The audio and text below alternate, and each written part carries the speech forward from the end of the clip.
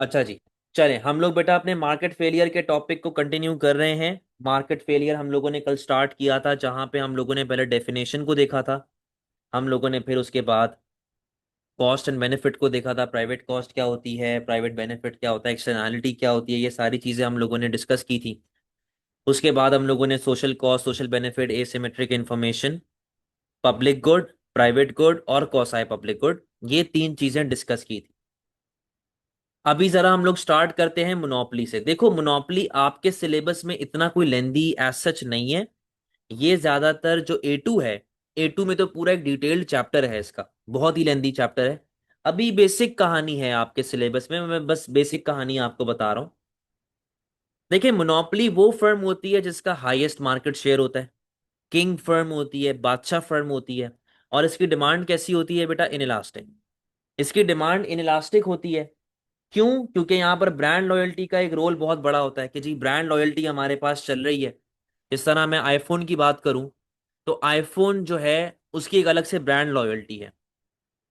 Monopoly का as such कोई close substitute नहीं होता। अब जिस तरह आईफोन आईओएस देता है और कोई भी मोबाइल फोन आईओएस नहीं दे रहा सिवाय आईफोन के, तो यूजुअली ये प्राइवेट सेक्टर में होते हैं। ब्रांड लॉयल्टी होती है, डिमांड इनइलास्टिक होती है, no close substitutes, no close competition. Monopoly ज्यादातर इनएफिशिएंट फर्म होती है। इनएफिशिएंट का मतलब यह है कि वो सोसाइटी का ख्याल नहीं करती, रोड पे कचरा कर रही है, पोल्यूशन कर रही है।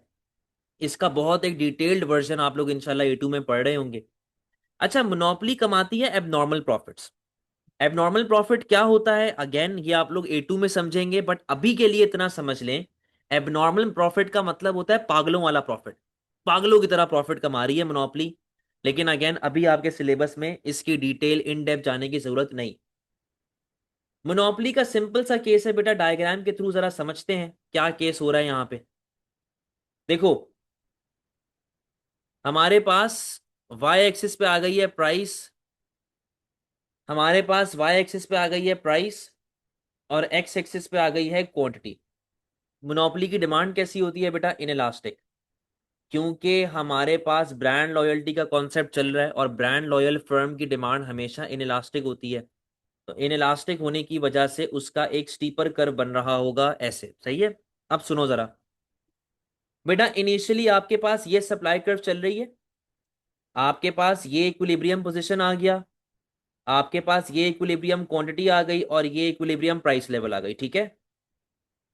अब देखो, मैंने आपको जब पीईडी का रूल बताया था, मैंने आपको ये बात बड़ा क्लियरली समझाई थी एक टॉपिक में जिसका नाम है usefulness of PED for a producer. जहां पे मैंने आपको ये बताया था कि depending upon your price elasticity of demand, आप प्राइजेस के साथ क्या करो कि आपका रेवेन्यू बढ़ जाए। तो मैंने ये चीज आपको सिखाई थी कि यार अगर इलास्टिक डिमांड है, कंपटीशन ज्यादा है, प्राइस कम करेंगे थोड़े से, डिमांड बहुत ज्यादा से बढ़ेगी, आपका रेवेन्यू बढ़ेगा। यही चीज सिखाई थी ना।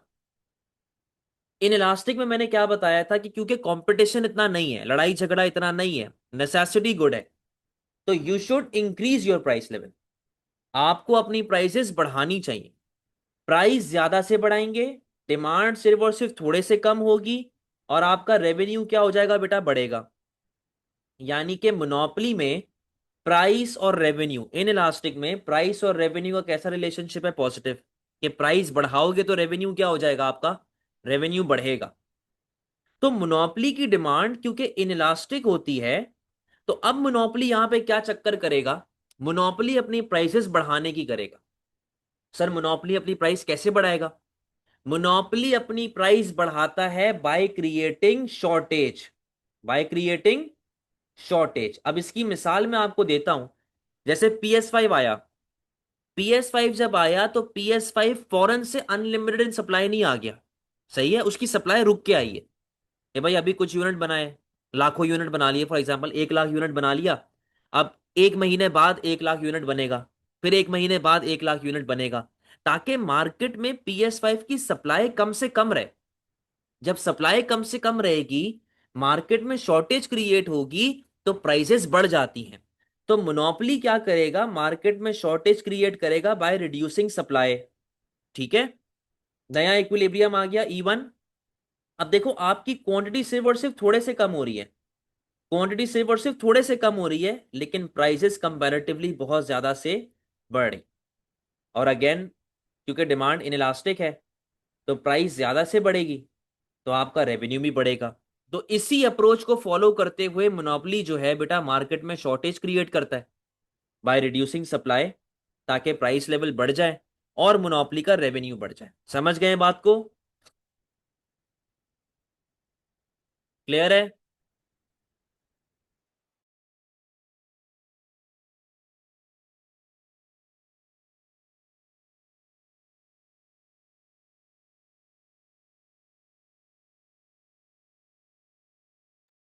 ठीक हो गया, वेरी गुड।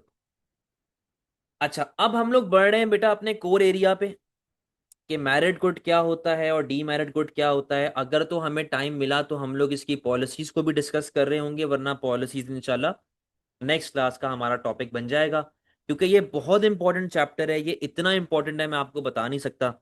A2 में तो इसका 20 मार्क लाजमी आना होता है। वो एग्जामिनर मर जाएगा अगर वो 20 मार्क का सवाल नहीं देगा। एएस में भी फ्रीक्वेंटली टेस्टेड है, अक्सर टेस्ट होता है। 2025 के मई जून में भी टेस्ट हुआ था अभी। तो बेटा हम लोग अभी बात कर रहे हैं मैरिड गुड की। देखिए जरा मैरिड गुड क्या होता है। देखो, मैरिड गुड वो गुड होता है जो कि सोसाइटी के लिए बेनिफिशियल होता है, बेनिफिशियल फॉर सोसाइटी। ठीक है? एग्जाम्पल एजुकेशन हो गया, एग्जाम्पल आपका हेल्थ केयर हो गया। ये वो गुड्स होते हैं जो कि आपकी सोसाइटी में फायदा पहुंचाते हैं। एग्जाम्पल सीट बेल्ट्स हो गई, तो ये मैरिड गुड कहलाए जाते हैं। अच्छा, अब देखो बेटा मसला पता है कहां पे आता है। मसला यहां पे आता है ये कि यार एक प्रॉब्लम चलती है जिससे हम लोग कहते हैं लैक ऑफ इंफॉर्मेशन। एक प्रॉब्लम है जिससे हम लोग कहते हैं लैक ऑफ इंफॉर्मेशन या फिर लैक ऑफ नॉलेज। ठीक है? अब इस लैक ऑफ नॉलेज की वजह से मसला क्या आ रहा है कि यार लोगों को एजुकेशन का सही तरीके से फायदा नहीं मालूम, कि यार एजुकेशन आपके लिए क्यों इंपॉर्टेंट है। उनको ये नहीं पता कि आपके लिए हेल्थ केयर क्यों इंपॉर्टेंट है। तो जब लैक ऑफ नॉलेज है, लैक ऑफ इंफॉर्मेशन है, इसको हम लोग उर्दू में क्या बोलेंगे बेटा? इसको हम लोग उर्दू में बोलेंगे जहालत। ठीक है? जहालत कोई ऐसी टर्म, ऐसी कोई गाली नहीं है जहालत कि यार तुम जाहिल हो। जाहिल कोई गाली नहीं है। जाहिल का मतलब होता है कि यार आपके पास इस चीज की नॉलेज नहीं है, आपके पास जहालत चल रही है। ठीक है ना? आपको नॉलेज नहीं है, आपको पता नहीं है। जी, इम्परफेक्ट नॉलेज आप कह लो, इम्परफेक्ट नॉलेज भी कह सकते हैं। अच्छा, अब यहां पर प्रॉब्लम चल रही है जहालत की, lack of information, lack of knowledge. अब इस जहालत की वजह से मैरिड गुड जो होता है ना, वो सोसाइटी में होता है बेटा अंडर कंज्यूम्ड। क्या होता है? Under consumed. क्या मतलब इसका?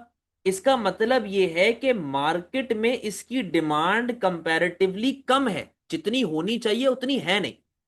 अब इसकी मिसाल मैं आपको देता हूं। हमारी बिल्डिंग का गार्ड है, ठीक है ना? वो मेरी गाड़ी बाइक वगैरह सारी चीजें वो साफ भी करता है, धोता भी है, तो मैं उसको महीने के महीने पैसे देता हूँ। तो मेरा होता है कि भाई महीने की पहली या दूसरी तारीख को मैं पैसे पकड़ा देता हूँ। अच्छा, वो 28-29 तारीख थी शायद, तो वो मुझे मिल गया। तो मुझे कहता है हादी भाई वो जरा मेरे पैसे अगर हो सके तो दे देना। मैंने कहा यार मैं पहली को दे दूंगा, क्या हुआ है? कहता है गाँव जाना है। मैंने कहा खैरियत? कहता है नहीं आदि भाई मैं असल में ना बीमार हो गया हूं, तो मैं ना गाँव जा रहा हूँ। मैंने कहा अबे भाई जाहिल आदमी, तुम बीमार हो तो तुम गाँव क्यों जा रहे हो? लोग बीमार होते हैं तो गांव से उठ के शहर आते हैं इलाज करवाने के लिए, तुम बीमार होके गांव जा रहे हो। तुम क्या भैंसे टीका लगवाओगे वहां पे? बकरे टीका लगाएंगे तुम्हें आके? मतलब क्यों जा रहे हैं भाई तू? ये क्या जहालत है? आप बीमार हैं और आप गांव जा रहे हैं उठ के, वहां पर आप जानवरों से टीका लगवाएंगे? सेंस ही कोई नहीं है। उसको जब पता है कि यहां पर हेल्थ केयर है, प्रॉब्लम क्या है? जहालत, लैक ऑफ नॉलेज। भाई कुछ भी हो गया, ये जादू हो गया इस पे। बंदा उल्टी हरकतें कर रहा है, जादू हो गया इस पे। अबे क्यों जादू हो गया भाई? तुम्हारा बच्चा खुद एक जादू है, तुम्हारा बच्चा खुद पागल है, तो इस पे जादू कैसे हो सकता है? बंदा बीमार है, मजार पे पहुंचे हुए हैं जी, अब्दुल्ला शाह गाजी के मजार गए हुए हैं, ये वाले मजार गए, वो वाले मजार हैं। अबे तुम्हें कैंसर हुआ हुआ है, तो तुम्हारा कैंसर कैसे मजारों से ठीक होगा? मुझे ये बता दो। तुम वहां पे चादर चढ़ा दोगे तुम्हारा कैंसर ठीक हो जाएगा? ये सब क्यों होता है? ये सब जहालत की वजह से होता है, ये सब लैक ऑफ नॉलेज की वजह से होता है, इंफॉर्मेशन फेलियर की वजह से होता है। हमारी आधी अवाम जाहिल है। ये सिर्फ पाकिस्तान का मसला नहीं है, इसमें इंडिया, बांग्लादेश, पाकिस्तान, ये सब लोग जो हैं साथ हैं। इन सब की रेस लगी हुई है कि हम में से ज्यादा जाहिल जो है वो कौन है। ठीक है, नहीं बेटा वो कुछ और चीज है, डेड वेट लॉस भी होता है, बट वो A2 में आप पढ़ेंगे, AS में नहीं होता। तो ये तीन कंट्रीज की रेस लगी हुई है कि हम ज्यादा जाहिल है, इंडिया, पाकिस्तान, बांग्लादेश, अफगानिस्तान, मतलब ये जो हमारा साउथ एशियन रीजन है। तो प्रॉब्लम क्या होती है कि लैक ऑफ नॉलेज, जहालत की वजह से, लैक ऑफ इंफॉर्मेशन की वजह से these goods are under consumed, कि इनकी डिमांड मार्केट में कम है। और बेटा लॉजिकल सी बात है, अगर मार्केट में कोई चीज बिक ही नहीं रही, कंज्यूमर खरीद नहीं रहा, तो प्रोड्यूसर प्रोड्यूस क्यों करेगा? तो इसी एक रीजन की वजह से these goods are under produced, these goods are under produced. तो जब प्रोड्यूस कम हो रहे हैं तो इसका मतलब क्या है कि मार्केट में सप्लाई भी कम है इसकी। ठीक है, these goods are under consumed, these goods are under produced. तो बेटा जब मैं इसकी सप्लाई ही नहीं कर रहा, मैं इसको प्रोड्यूस ही नहीं कर रहा, तो इसका मतलब क्या है कि मैं इन प्रोडक्शन के लिए फैक्टर्स ऑफ प्रोडक्शन लगा ही नहीं रहा, मैं इस गुड के लिए फैक्टर्स ऑफ प्रोडक्शन एलोकेट ही नहीं कर रहा। यानी कि these goods are under allocated, these goods are under allocated, कि मैं प्रोड्यूस ही नहीं कर रहा भाई, मैं फैक्टर्स ऑफ प्रोडक्शन लगाऊंगा ही नहीं। अच्छा, यूजुअली, नॉट ऑलवेज, हमेशा नहीं होता, but usually these goods are overcharge. और ये बात बड़ी लॉजिकल है बेटा, ये चीज हमें नजर आती है हमारे यहाँ पे जो प्राइवेट हॉस्पिटल्स हैं या हमारे प्राइवेट स्कूल्स हैं। तो ये स्कूल्स ऐसे हैं या हॉस्पिटल्स ऐसे हैं कि यार आप वहां पे बस चले जाओ, आप आगा खान बस चले जाओ, वो आपकी चमड़ी उतार देंगे, वो इतना महंगा है। कुछ प्राइवेट कॉलेजेस हमारे A लेवल के इतने एक्सपेंसिव हैं कि महीने की फीस 70-70, 80-80 हज़ार रुपए। क्योंकि भाई अगेन वही बात है कि लोगों को सही नॉलेज नहीं है, डिमांड वैसे ही हमारे पास कम है, तो वो कहते हैं भाई पैसे बढ़ा के लो। These goods are usually overcharge. और जो सस्ते होते हैं उनका मयार कोई नहीं है, उनकी क्वालिटी कोई नहीं है, तो लोग यूजुअली अवॉइड ही करते हैं ऐसी जगह पे जाना। तो not always, but usually, usually overcharge. ठीक है। अच्छा भाई, अब यहां पर मैं दो पॉइंटर्स बता रहा हूं, मैं यहां पर दो पॉइंटर्स बता रहा हूं। और वो दो पॉइंटर्स क्या है जरा समझना। पहला पॉइंटर क्या है कि benefit to society, benefit to society is greater than, is greater than benefit to individual. एक तो पॉइंट ये आ गया, ठीक है। और दूसरा पॉइंट क्या है कि these goods create external benefit, these goods create external benefit. अब मुझे आपको इन दो पॉइंटर्स का मतलब समझाना है कि पहला पॉइंट क्या था कि these goods create external benefit, और दूसरा हमने क्या लिखा हुआ है कि benefit to society is greater than benefit to individual. 2 minute मुझे दें, मैं जरा अटेंडेंस ले लूं, फिर हम लोग जो है अपनी बात को आगे बढ़ाते हैं।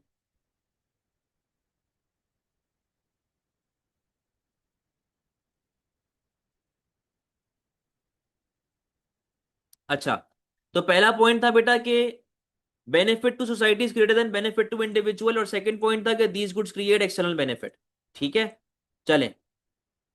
बेटा एक्सक्लूडेबल लायबिलिटीज तो पब्लिक प्राइवेट में होता है ना, इसमें थोड़ी होता है खदीजा, वो पब्लिक प्राइवेट की कहानी थी।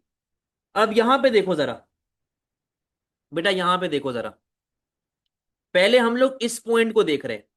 ठीक है, सुने जरा, देखो सोशल बेनिफिट का फॉर्मूला क्या होता है।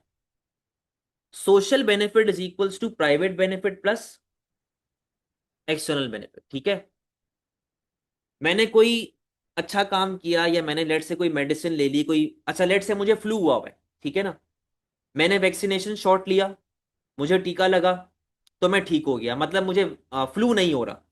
तो मैं कहता हूं कि लेट से प्राइवेट बेनिफिट आ रहा है 10 यूनिट का। ठीक है, और बेटा जब मुझे फ्लू नहीं होगा तो जाहिर सी बात है कि फ्लू फैलेगा भी नहीं, क्योंकि फ्लू तो कंटेजियस होता है ना, तो फ्लू फैलेगा भी नहीं। तो मैं कहता हूं कि लेट से मेरा टीका लगवाने की वजह से सोसाइटी में कितने का फायदा हो रहा है, 5 यूनिट का। तो बेटा टोटल फायदा कितना हो गया, 15। टोटल फायदा कितना हो गया, 15। यानी कि सोशल बेनिफिट कितना है आपका, 15। प्राइवेट बेनिफिट कितना है आपका, 10। अब ये पॉइंट वापस से पढ़ो, क्या लिखा हुआ है, benefit to society as a whole is greater than benefit to individual. तो मैथमेटिकली ये बात हमारी प्रूफ हो गई है कि जब आप कोई अच्छा काम करते हो, जब आप कोई नेकी करते हो, तो टोटल बेनिफिट जो आपको मिलता है इज ग्रेटर देन आपके अकेले का बेनिफिट। बात समझ गए ये वाली बात समझ गए हैं?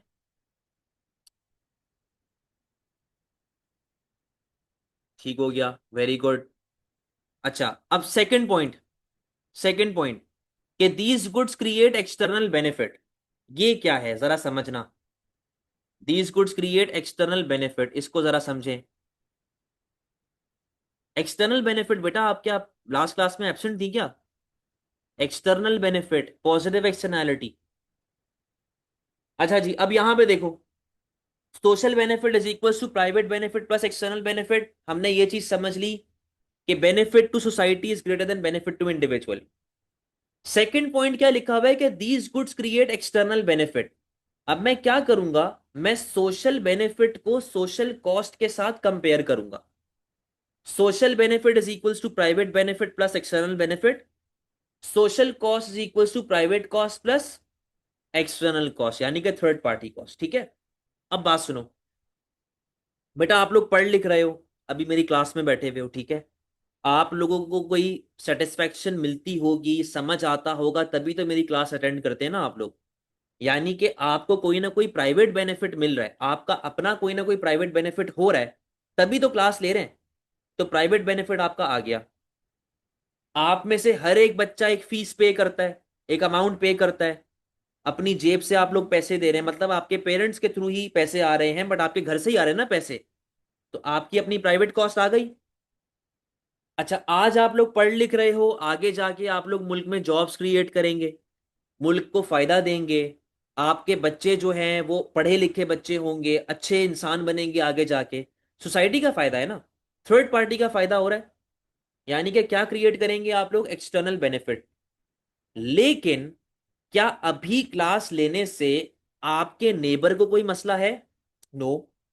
आपके घर के गार्ड को कोई मसला है? नो। यहाँ पे जो रोड पे बंदा गाड़ी चला रहा है उसको कोई मसला है? कोई मसला नहीं है। यानी कि आपकी एक्सटर्नल कॉस्ट क्या आ गई है बेटा? जीरो। आपकी एक्सटर्नल कॉस्ट क्या आ गई है? जीरो। अब आप लोग एक चीज को गौर से देखो, सोशल बेनिफिट में कितने टिक्स आ रहे हैं आपके पास? दो। दो टिक मार्क आ रहे हैं। सोशल कॉस्ट में कितना टिक मार्क आ रहा है? एक। यानी कि इस चीज से हमें क्लियरली एक चीज नजर आती है कि मैरिड गुड में social benefit is greater then social cost. Overall benefit ज्यादा होता है ओवरऑल कॉस्ट के मुकाबले में। तो when your social benefit is greater then your social cost, इसका मतलब क्या है कि these goods will create positive externality या फिर external benefit. These goods will create positive externality या फिर एक्सटर्नल एक्सटर्नल बेनिफिट। समझ गए बेटा बात? कोई प्रॉब्लम?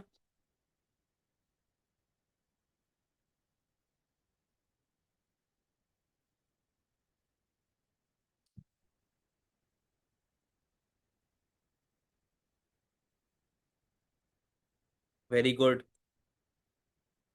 शाबाश, शाबाश। अच्छा,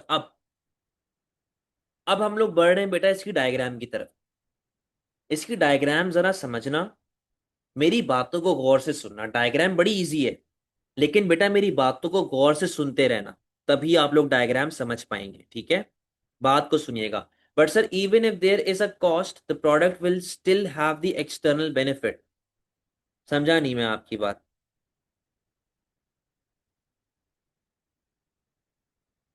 सर मेरा पॉइंट क्लियर कर दें कि मोनोपोली के लिए हम इनएफिशिएंट कहेंगे या अनएथिकल? बेटा इनएफिशिएंट कहेंगे, जरूरी थोड़ी है कि हर मोनोपोली अनएथिकल हो, जरूरी थोड़ी है कि हर मोनोपोली चाइल्ड लेबर यूज करती हो। आप इनएफिशिएंट कहेंगे, और वो क्यों होती है वो आप A2 में सीखेंगे। अभी हम मुझे आपका पॉइंट बेटा समझ नहीं आया।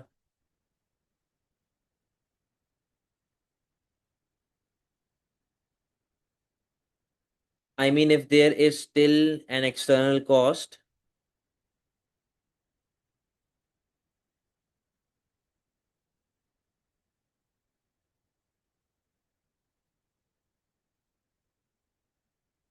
नहीं बेटा, मुझे आपका पॉइंट समझ नहीं आ रहा। या तो आप मुझे व्हाट्सएप पे एक वॉइस नोट भेज दें। आप मुझे व्हाट्सएप पे एक वॉइस नोट भेज दीजिएगा, मैं आपको फिर बता दूंगा, ठीक है? मुझे आपका समझ नहीं आ रहा, आप टुकड़ों में लिख रही है ना, तो वो समझ नहीं आ पा रहा। ठीक है, मुझे व्हाट्सएप पे वॉइस नोट भेज दीजिएगा, मैं आपको बता दूँ। अच्छा, अब डायग्राम को देखें। बेटा डायग्राम के मेरे अल्फाज बड़े गौर से सुनना, मेरे अल्फाज बड़े गौर से सुनना, जो मैं बातें यहाँ पे बोलूंगा बड़े गौर से सुनिएगा। देखो भाई, मैरिट गुड की डायग्राम बना रहे हैं, ठीक है? वाई एक्सिस पे आ गई है प्राइस, एक्स एक्सिस पे आ गई है क्वांटिटी।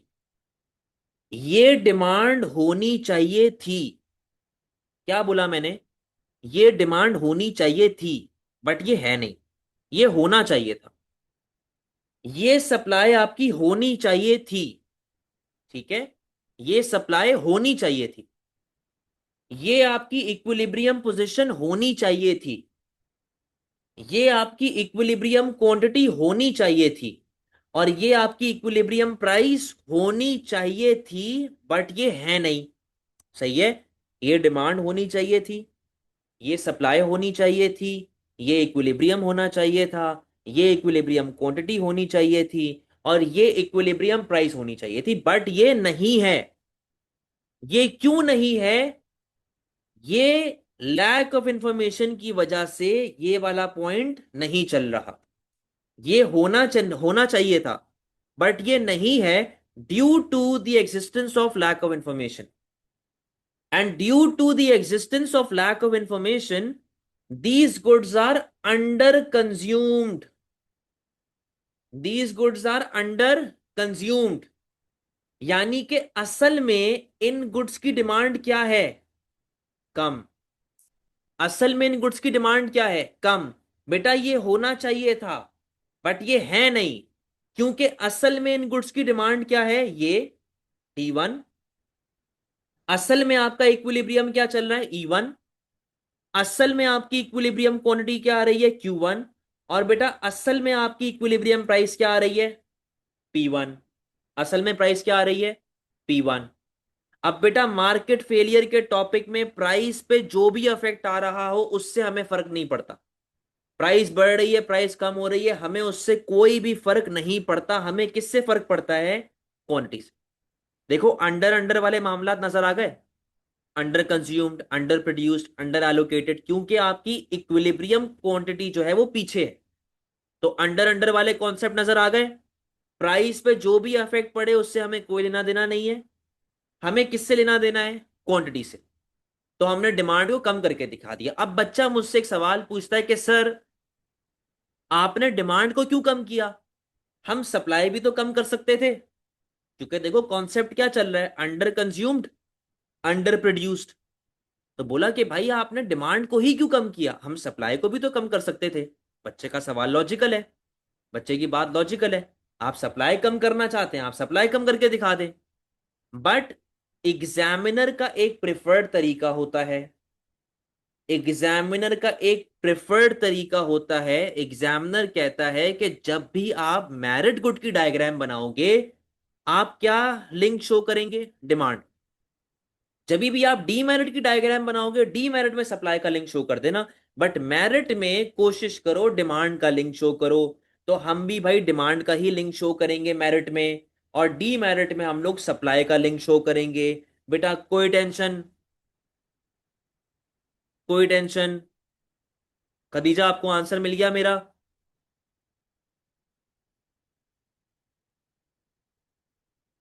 कोई सवाल बेटा? Very good.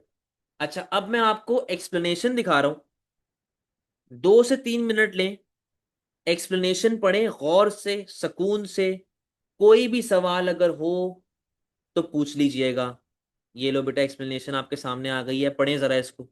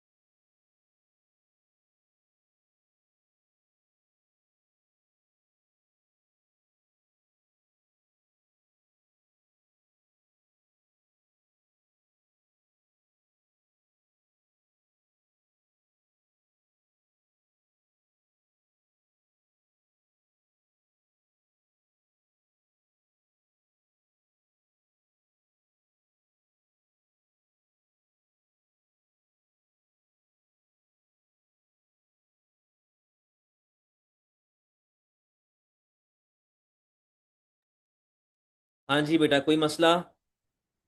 बात समझ में आ गई?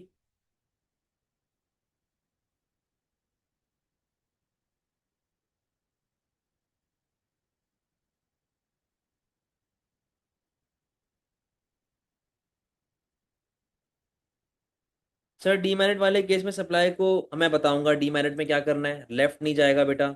Sir like in which question of this are we suppose to draw the diagram, because I have recently also finished merit and demerit good, but it doesn't usually ask for diagram. बेटा ये मैं past papers करवाऊंगा, तो इंशाल्लाह आपको उसमें पता चलेगा। सही है, समझ गए बेटा सारी चीजें? चलो, अब बात करते हैं डीमेरिट की।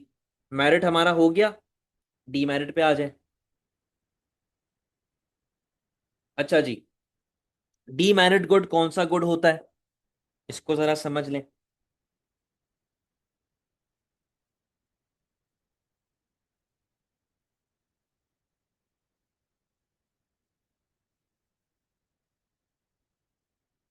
अच्छा, अब डीमेरिट गुड क्या कहता है? बेटा हर वो गुड जो कि सोसाइटी के लिए हार्मफुल होता है, वो डीमेरिट गुड होता है। ठीक है, एग्जाम्पल, ड्रग्स हो गया, अल्कोहल हो गया, सिगरेट्स हो गए। ठीक है, हर वो गुड जो कि आपकी सोसाइटी के लिए हार्मफुल होता है, आपके लिए प्रॉब्लम क्रिएट करता है, बेटा वो डीमेरिट गुड होता है। अच्छा, यहां पर भी एक मसला वही है, जहालत का, यानी कि lack of knowledge. Lack of knowledge या फिर इंफॉर्मेशन। ठीक है, अब देखो, लैक ऑफ नॉलेज या लैक ऑफ इंफॉर्मेशन की वजह से डीमेरिट गुड क्या होता है बेटा? ये होता है ओवर कंज्यूम। ये अंडर नहीं होता, ये ओवर कंज्यूम्ड होता है। ये ओवर कंज्यूम होता है, इसका मतलब क्या है कि मार्केट में इसकी डिमांड ज्यादा है। क्यों ऐसा होता है? क्योंकि इसका नेचर एडिक्टिव नेचर होता है। सिगरेट हो गई, अल्कोहल हो गया, ड्रग्स हो गए, बेटा ये एडिक्शन पैदा कर देते हैं, ये एडिक्टिव नेचर के होते हैं, तो जाहिर सी बात है कि these goods are over consumed. ठीक है, अच्छा, अब देखो ये जो एक ट्रेंड चला है कि यार सिगरेट से आपके जो है कैंसर होता है, या शराब से आपके जो वो है गुर्दे हैं, पता नहीं क्या, लंग, फेफड़े हैं सॉरी, वो खराब हो जाते हैं, जो भी है बीमारी हो जाती है। ये अभी ट्रेंड चला है, आज से कोई 10-15 साल पहले अगर आप पुरानी कोई क्रिकेट मैच की सीरीज उठा के देख लो, या पुराना कोई फुटबॉल मैच देख लो, बेटा उसमें स्पॉन्सरशिप्स दी हुई हैं। मालब्रो ने स्पॉन्सरशिप दी हुई है। बेंसन एंड हेज सिगरेट का एक ब्रांड है, उसने स्पॉन्सरशिप दी हुई है, उसके टीवी पे ऐड आ रहे हैं सिगरेट के, कि सिगरेट पी के भाई वो पहाड़ पे चढ़ गया, ये हो गया, एनर्जी आ गई, ये कर लिया, वो कर लिया। प्रॉब्लम क्या है कि लोगों के पास नॉलेज नहीं। ठीक है, तो these goods are over consume. जाहिर सी बात है बेटा, जब कंज्यूम ज्यादा होंगे तो प्रोड्यूस भी ज्यादा होंगे, तो these goods are over produced, यानी कि मार्केट में इनकी सप्लाई ज्यादा है। और जब सप्लाई ज्यादा है तो ओवर एलोकेशन भी हो रही है, कि these goods are over allocated. ठीक है, अब देखो बेटा, नशे हर तरह के आते हैं, सस्ते भी आते हैं, महंगे भी आते हैं, बट द प्रॉब्लम इज कि एडिक्शन का जो मसला है ना, वो आपका खत्म नहीं होता। अब देखो बेटा, जिनको नहीं चढ़ती उनको आइस पी के भी नहीं चढ़ती, और जिनको झूमना होता है वो सस्ती गोली से भी झूम जाते हैं। तो नशे महंगे भी आते हैं, नशे सस्ते भी आते हैं, but usually not always these goods are under charge. जैसा कि मैंने आपसे कहा कि भाई नशे करने वाले समर बॉन्ड सूंघ के भी झूम जाते हैं, भाई पेट्रोल सूंघ के भी झूम जाते हैं। तो हर बंदे का अपना एक क्या बोलते हैं, टेस्ट होता है कि उसको किससे नशा करना है। तो but these goods are usually under charge, not always. अच्छा, अब यहां पर भी ये वाली थ्योरी आती है कि सोसाइटी का जो मामला है वो इंडिविजुअल से ज्यादा होता है। ठीक है, तो अब यहां पर मैं वो पॉइंट लिख रहा हूं। अब इसको जरा देखें, यहां पर पता है क्या डिफरेंस आएगा? यहां पर आएगा cost to the society is greater than cost to the individual, and these goods create external cost. Cost to society is greater than cost to individual, and these goods create external cost. कैसे होगा जरा सुनना बेटा। Social cost का formula क्या होता है? Private cost plus external cost. मैं कहता हूं कि लेट से भाई हम लोग ऑनलाइन क्लास नहीं ले रहे, हम लोग सारे एक रेगुलर क्लास में बैठे हुए हैं, और मैं सिगरेट पीनी शुरू कर देता हूं।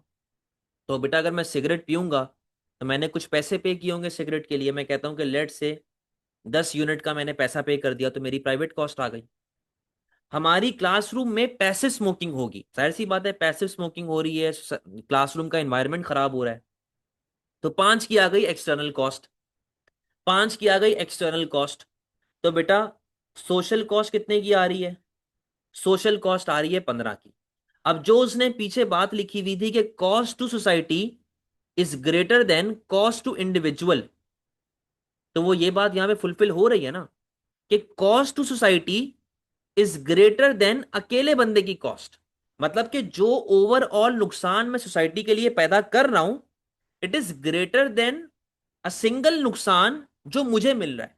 तो cost to society is greater than cost to individual. तो ये बात तो मैथमेटिकली प्रूव हो गई बेटा। इसमें कोई मसला किसी को? इसमें किसी को कोई प्रॉब्लम है?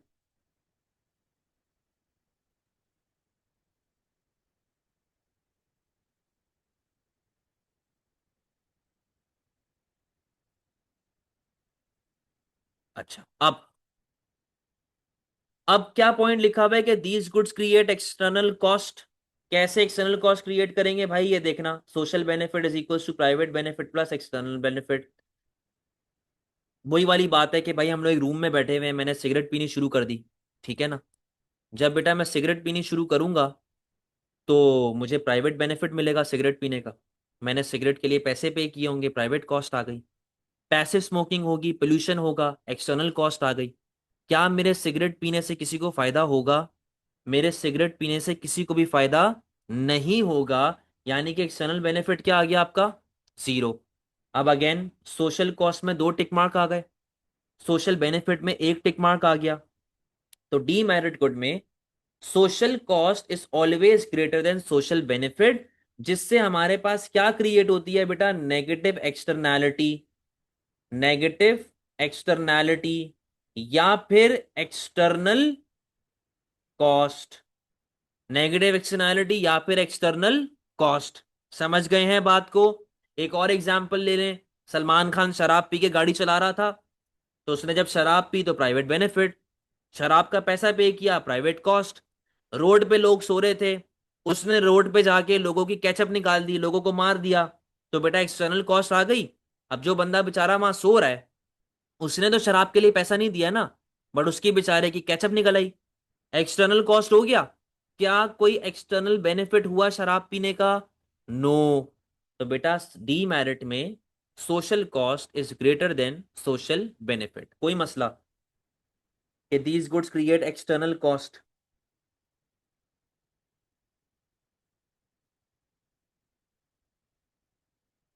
अब आ जाए जरा इसकी डायग्राम देख लेते हैं। इसका भी सिनेरियो तकरीबन सेम है। देखो बेटा, यहां पर आ गई प्राइस, यहां पर आ गई आपकी क्वांटिटी। अगेन वही कहानी है कि ये डिमांड होनी चाहिए थी, ये सप्लाई होनी चाहिए थी, ठीक है। ये इक्विलिब्रियम पोजीशन होनी चाहिए थी, ये इक्विलिब्रियम क्वांटिटी होनी चाहिए थी, और ये प्राइस लेवल होनी चाहिए थी। But due to lack of knowledge these goods are over consumed. और जब ओवर कंज्यूम होंगे तो जाहिर सी बात है प्रोड्यूस भी ज्यादा होंगे। These goods are over produced, मानी के मार्केट में इनकी सप्लाई क्या है? ज्यादा। होना ये चाहिए था, बट असल में इनकी सप्लाई क्या चल रही है बेटा? ये। असल में इक्विलिब्रियम क्या चल रहा है? ये। असल में इक्विलिब्रियम क्वांटिटी क्या चल रही है? ये। और असल में इक्विलिब्रियम प्राइसेस क्या चल रही हैं बेटा? ये चल रही हैं। अगेन प्राइस पे क्या इफेक्ट आता है उससे हमें कुछ लेना देना नहीं है। हमें किससे लेना देना है? क्वांटिटी से। कि यहां पर ओवर ओवर वाले मामलात क्लियरली नजर आ रहे हो? कोई मसला?